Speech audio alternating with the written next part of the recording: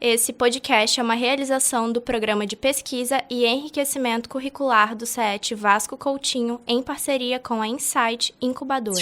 O tema de hoje é Ciência, Tecnologia e Inovação, Desafio e Oportunidades para o Espírito Santo.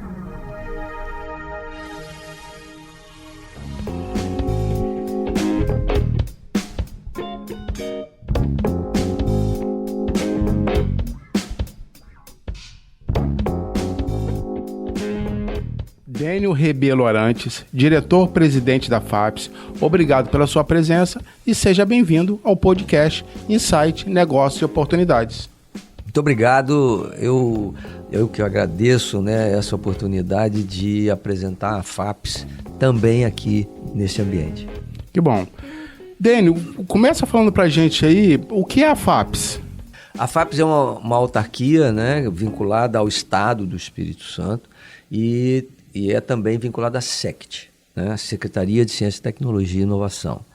Ela é um grande instrumento, uma grande ferramenta para que a gente possa, através dela, apoiar o que se faz em pesquisa e inovação aqui no Estado. Ah, que bom. Fala pra gente um pouquinho, qual é o papel da FAPES no fomento do ecossistema da Ciência, Tecnologia e Inovação capixaba? Então, a FAPES ela tem um conjunto de editais, que alguns são padrão, a gente se repete todo ano, e tem um conjunto de editais novos, e também de outras parcerias que a gente faz visando fomentar a pesquisa. O que é fomentar a pesquisa? Só para ficar bastante claro do que significa isso. Fomentar a pesquisa é, por exemplo, entregar bolsas de mestrado, doutorado, iniciação científica júnior aos pesquisadores e às instituições que fazem esse tipo de ação, que a gente chama de ICT. Então, esse é um aspecto, essas bolsas e essas ações são para desenvolver a ciência, que está justamente colocado dentro dessas instituições. A parte disso, a gente faz também a parte de inovação. A parte de inovação, ela está a meio caminho, normalmente, a meio caminho entre essas instituições de pesquisa e o chamado mercado. As empresas que estão com o seu trabalho voltado para o mercado. A inovação está nesse meio, E ela busca se alimentar daquilo que a ciência revela, aquilo que a ciência entrega, aproveitar isso e transformar isso num negócio. Algum tipo novo de tecnologia ou de algum tipo novo de processo que pode alavancar novos negócios, novas ações empresariais. Então a inovação está nesse meio e a FAPES apoia a inovação desde o início, bem quando estamos ainda nas ideias, até o processo quase final. A gente não vai normalmente a parte final da inovação, da colocação final no mercado. Mas a gente apoia toda a cadeia de inovação, desde a ideia até a aceleração dessa startup. Então, por exemplo, um aluno nosso teve uma ideia de um aplicativo, ok? Então, ele vê isso, tem um edital aberto, é por aí, vamos dizer assim, é mais simples do que a gente imagina no sentido de você possibilitar essas informações. Simples no sentido de que eu posso também fazer... Eu tenho essa oportunidade de ter. Sim. É muito mais simples do que as pessoas imaginam. As pessoas imaginam que entrar num processo desse é muito complicado. Não é complicado. Lógico que tem um processo de preparação para isso. Para eu pegar um recurso público, eu tenho que esperar acontecer um edital ou entrar em algum edital que já está aberto, que possa ser de uma outra ação, mas tem que ter um edital. Feito o edital, as pessoas que desejam participar têm que ler esse edital e apresentar aquilo que ele está pedindo. Normalmente são projetos que nem sempre são complicados de serem apresentados. Por exemplo, o Centelha é um projeto que tem que ser colocado, é muito simples, é realmente escrever uma ideia, botar um nome, se apresentar e está feito o processo de ingresso no Centelha. Depois disso vai acontecer um processo em que a pessoa vai ser ensinada a escrever um projeto, ensinada a escrever um plano de trabalho e assim por diante. Um projeto de um negócio, um plano de negócio. para depois chegar no finalmente construir a empresa e receber um recurso para tocar para frente esse processo. Então, e claro, tem também coisas ligadas, editais ligados diretamente às empresas em que elas têm que apresentar um projeto também, com começo, meio e fim, né, com metodologia, etc., porque o recurso que está na face é um recurso público e a gente tem que entregá-lo da melhor forma possível, conseguindo os melhores resultados possíveis com esse recurso, tá certo? Então, mas isso é acessível para todo mundo. Nossos editais são completamente abertos a todo mundo. Isso é muito importante isso. Agora, Dênio, o secretário Bruno Lama já teve aqui com a gente também, tivemos a honra de recebê-lo, e nós discutimos um pouquinho sobre a democratização ou democratizar a inovação. O acesso à inovação. Isso, sabe? Assim, tirar, muitas vezes, a palavra inovação, algumas vezes, pode ser um mito. Quebrar esse mito. Você concorda com isso? A inovação, principalmente o uso da palavra inovação, ela é usada em um monte de coisa, inclusive de forma errada. Né? Com certeza. A inovação ela acabou virando um mito. Né? É um mito e as pessoas, às vezes, acham que como um mito é uma coisa inalcançável. Às vezes, a inovação é uma coisa muito simples. Inovação pode ser a simples... A gente tem dois tipos de inovação, basicamente. Tem uma inovação que é uma inovação pequenininha, que altera o processo, mas traz rendimentos, traz novos recursos, traz mais nota fiscal emitida e assim por diante. E tem uma inovação que é chamada disruptiva, que cria uma coisa completamente nova, completamente diferente. Todo mundo acha que a inovação que existe é só essa, disruptiva. Então, quando eu falar de inovação, eu estou falando de uma coisa extraordinária e completamente diferente do que existe. Não é bem assim. O mundo não vive dessas inovações disruptivas. O mundo, na verdade, vive dessas pequenas inovações que transformam os negócios, transformam as tecnologias e, a partir disso, criam a oportunidade de se estabelecer novas empresas no mercado, ampliar a participação de mercado e assim por diante. Ou seja, não adianta achar que para fazer inovação a minha ideia tem que ser extraordinária e vai mudar o mundo. Tomara que você tenha essa ideia, mas se você não tiver uma ideia mais simples, mas que faz uma transformação, seja num negócio, seja numa cadeia de negócio, isso já é aquilo que nós precisamos para começar um processo de inovação. Muito bom. Eu acho que nós precisamos entender isso mesmo. Assim, a sua explicação foi fantástica. Agora, a FAPES tem alguma ação no sentido de auxiliar a pessoa que deseja empreender? Assim, eu quero montar uma pastelaria, eu quero montar uma fábrica de bolo. É nesse sentido, assim? Não, a FAPES não tem uma ação direta para auxílio ao empreendedorismo, digamos, tradicional. Essa ação normalmente fica com a ADERES. A ADERES está mais ligada com essa proposta de eu quero montar meu próprio negócio, independente dele ser inovador. A FAPES está mais no processo de pegar uma tecnologia e transformá-la num negócio. Aí nós temos caminho para isso, que é a chamada trilha da inovação, que parte de uma ideia, de um conceito novo, de um processo novo, e a gente constrói ao longo do caminho e transforma isso num negócio lá na ponta, onde ele vai receber o devido valor quando ele é colocado no mercado. Sim.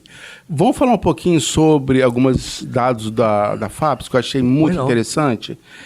Qual foram os investimentos da FAPES em termos de inovação? Em 2019, por exemplo, e 2020, por aí. Qual é a perspectiva daqui em 2023? A inovação ganhou um grande impulso, especificamente, né? A inovação, ele ganhou um grande impulso a partir da criação de um recurso específico para a inovação. Antes de 2019, a gente não tinha um recurso específico. Já existia a ideia, olha, nós precisamos entrar na inovação, a inovação começava a despontar anteriormente, em 2018, 2017, já se falava isso, né? Algumas pessoas que vêm há muitos anos nessa batalha já vêm falando há mais tempo sobre isso. Mas ela realmente ganha um impulso a partir de 2019, quando é criado e efetivamente começa a funcionar o Funstec MCI, né, que é um recurso especificamente voltado para a inovação. Né? E a partir então de 2019 a gente tem uma aplicação crescente desses recursos. Em 2019 ainda foi um valor pequeno, mas foi cerca de 10, 12 milhões. Mas o ano passado, por exemplo, a gente já bateu lá em 22 milhões, tá certo? De recursos desembolsados diretamente para a inovação. E as perspectivas são boas, né? Que a gente continue aplicando um valor similar a esse todo ano voltado para inovação. Nossa, Digamos assim, esses são recursos diretamente voltados, recursos diretamente do Estado do Espírito Santo. Porque tem outros recursos que se somam a esse, que são voltados à inovação, que são, por exemplo, uma parte do Centelha, né, do programa Centelha, é colocado pelo governo federal, uma parte pela FAPES. Então tem mais esse recurso que se soma. Tem o Tecnova, que também é uma parte do governo federal, inclusive a maior parte, e uma parte é da FAPES. Então, a isso vão se somar outros valores.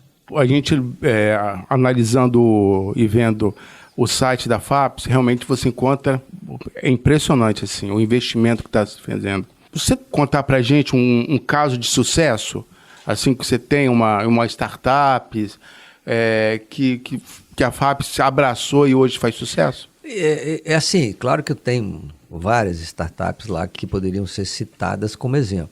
Mas, na verdade, o que a FAPES faz é ofertar a oportunidade para que a startup possa cumprir todo um ciclo, né? A gente tem um ciclo, que a gente chama ciclo de inovação, que começa com a ideação, depois você valida essa ideia, depois você opera esse processo, depois você faz a tração para depois escalar. A FAPES tem ações em todos esses momentos para a startup. E tem startup que entrou lá na ideação, tem startup que entrou no meio do caminho, tem startup que entrou lá no final. Ou seja, a gente tem um conjunto grande de startups, cada um num determinado processo. Então, eu não posso dizer assim que a FAPES abraçou uma startup, que significaria que ela pegou a startup lá no início e levou até o final.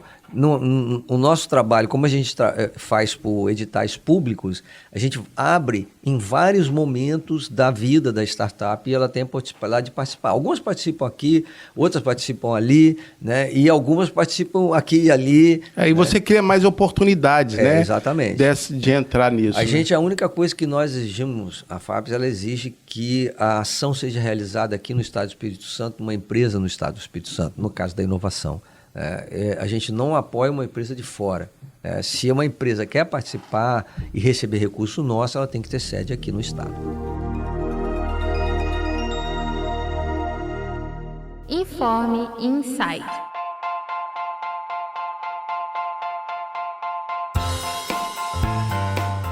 Projeto ES Empreendedor.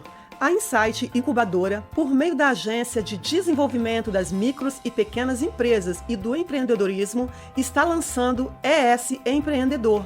O projeto vai ofertar cursos voltados para a inovação.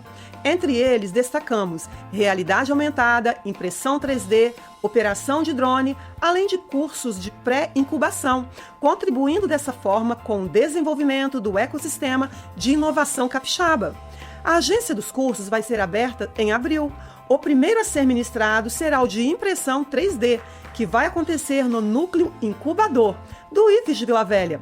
As inscrições são gratuitas e podem ser feitas no endereço incubadora.vilavelha.ifes.edu.br.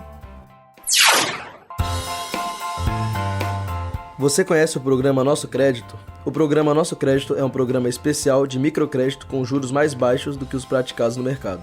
O crédito é feito para empreendedores, pessoa física ou jurídica. Podem solicitar o financiamento autônomos, microempreendedores individuais, micro e pequenas empresas, empresas de pequeno porte. Para maiores informações, acesse www.aderes.es.gov.br.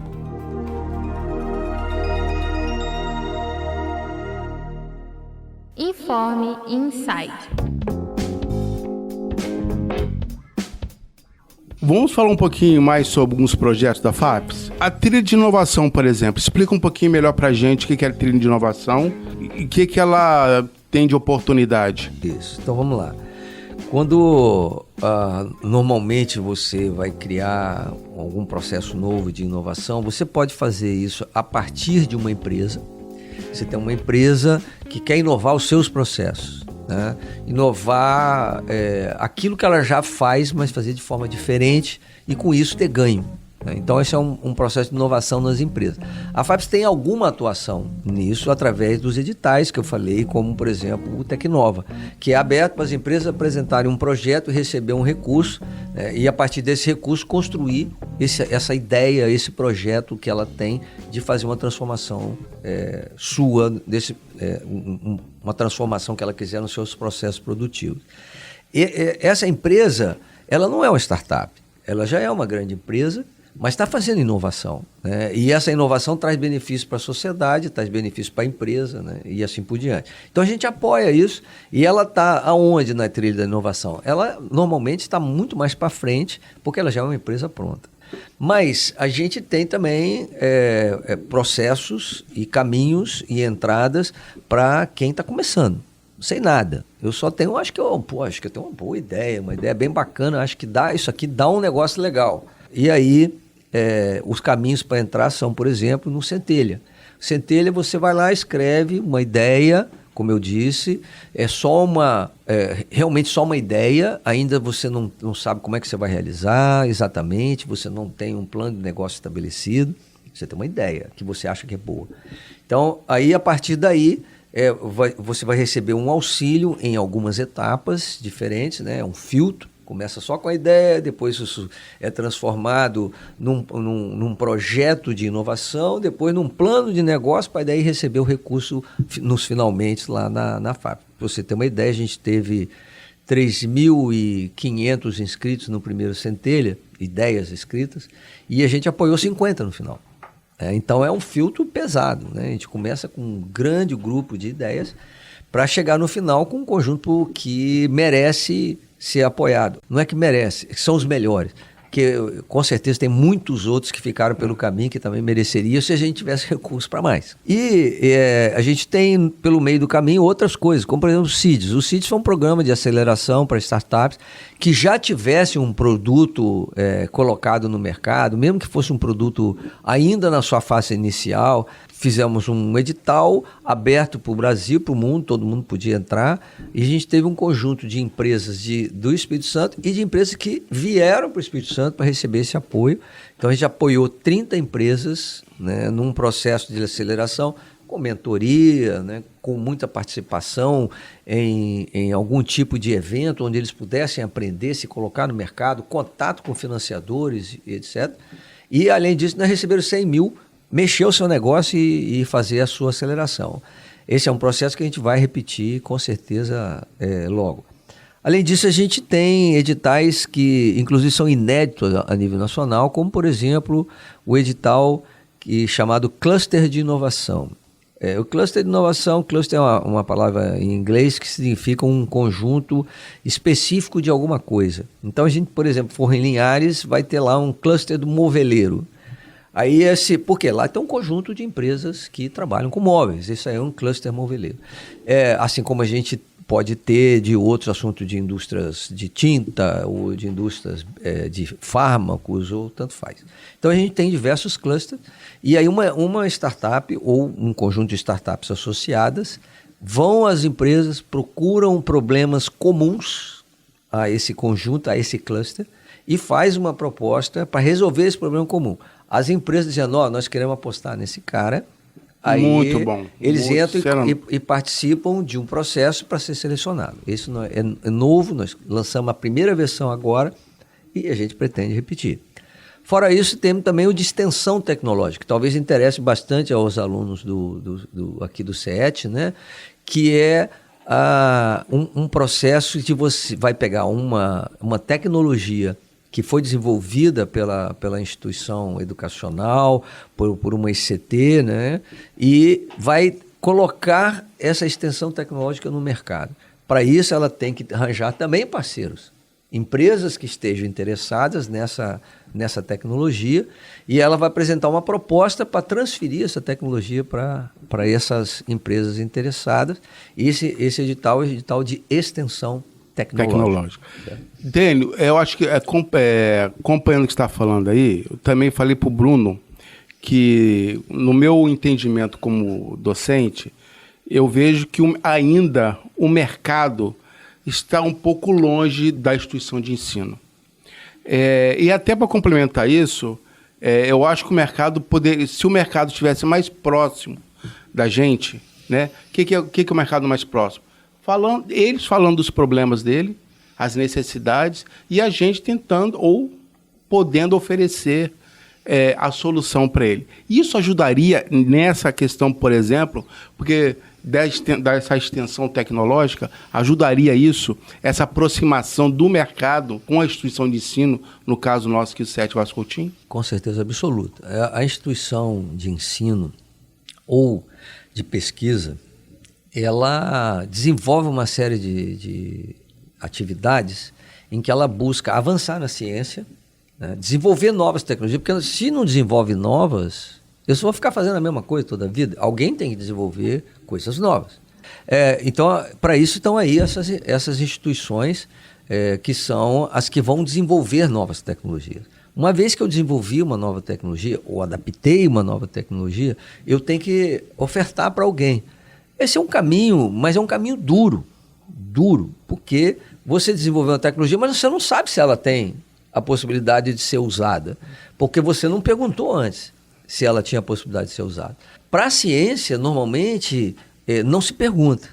Quando você está lá na ciência desenvolvendo, você não pergunta, você desenvolve e normalmente aquele novo conhecimento vai virar no futuro, provavelmente, possivelmente, uma nova tecnologia. Mas esse meio campo é muito difícil de ser ultrapassado, porque a linguagem que é falada dentro das instituições de ensino e nas ICTs não é exatamente a mesma linguagem que é falada pelas empresas que estão no mercado. Às vezes os dois têm, um tem a solução e o outro tem um problema, mas eles não conseguem nem explicar um para o outro o que esse precisa e o que esse tem. Exatamente. Porque a linguagem é muito diferente entre um e outro. Como resolver isso? Como resolver isso é fazer esses processos, como a gente apresentou aqui, né? Esse cluster de inovação, esse de extensão tecnológica, onde a gente cria uma situação em que há essa aproximação. Eu tenho recurso para bancar se vocês conversarem. Tá certo? Então a gente com isso busca uma aproximação entre as empresas e as universidades. É por aí mesmo. E esse cluster, né? Poderemos estudar mais isso aí, né? Como parceria. Sobre o programa Nossa Bolsa. Vocês têm o programa Nossa Bolsa também, né? Sim, fala um pouquinho desse programa. A gente tem, na verdade, um grande guarda-chuva que a gente chama de universidades. A universidades é uma ação do governo que reúne tudo que o governo faz em termos de educação de nível superior e educação profissional. Então, lá dentro estão as formações que o governo faz na Polícia Civil, no Corpo de Bombeiro, na PGE, com o curso de pós-graduação deles, a FAMES e assim por diante.